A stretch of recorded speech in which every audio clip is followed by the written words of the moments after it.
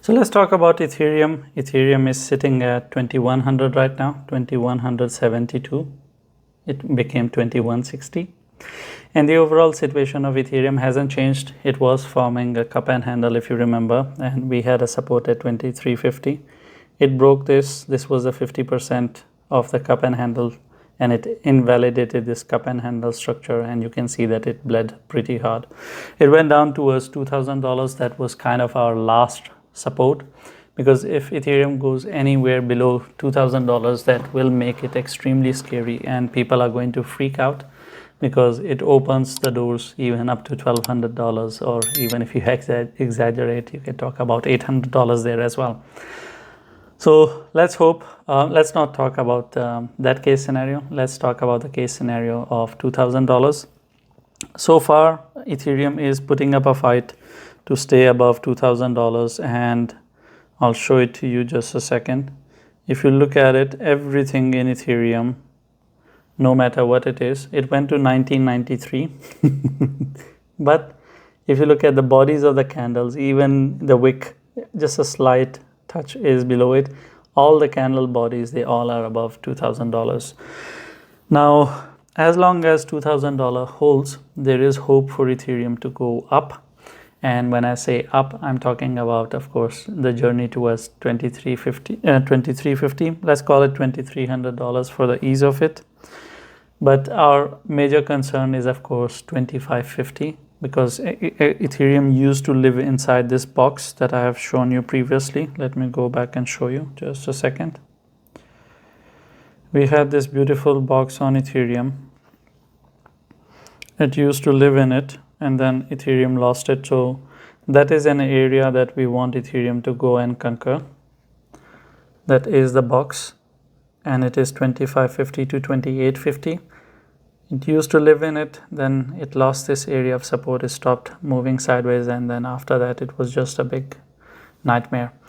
Now for the bullish case scenario, if it goes below 2350, I would assume it is going down towards $2,000, and things are only going to get nasty from there. But we are at 2500. 2500 is a famous support area. If it lives above $2,500 for more than 2 days, I would be aiming for $3,000 right away. I wouldn't bother with the other areas, even though if you recall, 2550 to 2850 is our plays. Now, for us to have any hopes of upward journey, it needs to conquer 2550. You can call it 2500 as well for the ease of it.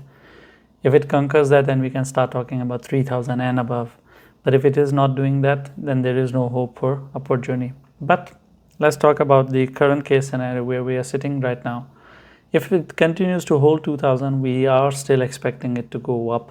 We are not expecting downward, because that's the last straw.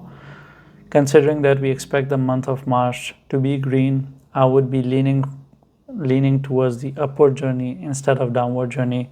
So I would be assuming that Ethereum is going to put up a good fight for the area of $2,000 to ensure that it doesn't lose it for more than 2 days. If Ethereum doesn't form 2 daily candles below $2,000, I'll be leaning towards the upward journey. It will be in pieces. You can take it in any form. There are so many structures that Ethereum has formed, and you can pick it from anywhere. You can use the 50% of the cup and handle that it had formed, which was 2350, as your first target. After that, your second is, of course, 2500 or 2550. But we would be leaning towards the upward journey. But if Ethereum, for some reason, starts living below $2,000 for 2 days, then that is going to be a red flag, and that is going to indicate that maybe the month of March is not going to be green. We have no hope of green month, and that means that the financial crisis that I shared in the month of January, it is only just getting worse, and it is going to continue to stay bad. I was expecting that the month of March will be green and we will deal with the worst situation in the summers, but then that will change. But we'll talk about it once we get there. In short term, things are okay, things look fine. Ethereum is holding well. It is staying above its areas of $2,000. So I'll be leaning towards the upward journey. In between, you have Uncle Trump coming in with different news, so he can affect the markets, but you need to bear through it till 7th of March, and after that we are done with his bullshit, and then we can come back to the original market and deal with it as we should be.